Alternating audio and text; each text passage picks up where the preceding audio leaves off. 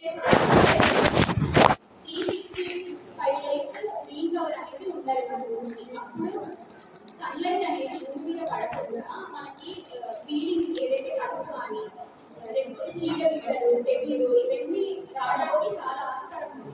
PMDS వేయడం వల్ల మనకి ఇవన్నీ రావు. పైగా ఈల్డ్ అనేది కూడా ఉత్పత్తి కూడా మనకి ఎక్కువ పెరుగుతుంది.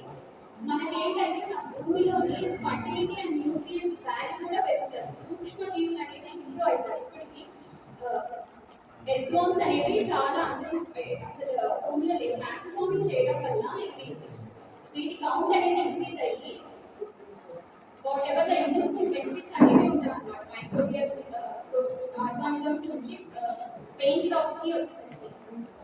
టెక్స్ట్ రెసిస్టెన్స్ అనేది పెరుగుతుంది క్రాప్ కి. వాటర్ ని కూడా ఎక్కువ భూమిలోనే వాటర్ రెసిస్టెన్స్ అనేది భూమికి వస్తుంది. భూమిలోనే వాటర్ నిల్వ ఎక్కువ చేసుకునే శక్తి అనేది భూమికి వస్తుంది. చాలా లాభాలు ఉన్నాయి. ఇప్పుడు పిఎండిఎస్ మా స్టాఫ్ మొత్తం చెప్పారు డబ్బింగ్ ఎంత జరిగింది ఏంటని. మీరు కూడా అందరూ ఎవరైతే ఏఎంసీ చేస్తున్నారో మీరు కూడా గ్రౌండ్ లెవెల్లో పిఎండిఎస్ గురించి మోటివేట్ చేసి ఫార్మర్స్ కి ఇంకా ఇన్వాల్వ్ అయ్యేటట్టు చేస్తే నెక్స్ట్ ఫర్దర్గా మన సాయిల్ అనేది ఫర్టిలిటీ లెవెల్లో న్యూట్రియన్స్ వాల్యూస్ అనేది పెరిగి ఈ వాట్ ఎవర్ ఫర్టిలైజర్స్ పెస్టిసైడ్స్ మనం యూజ్ చేస్తామో అవన్నీ యూజ్ చేయకుండానే నెక్స్ట్ న్యాచురల్గానే మన క్రాప్ అనేది కల్టివేట్ చేసుకోవడానికి ఛాన్సెస్ చాలా ఉంటాయి.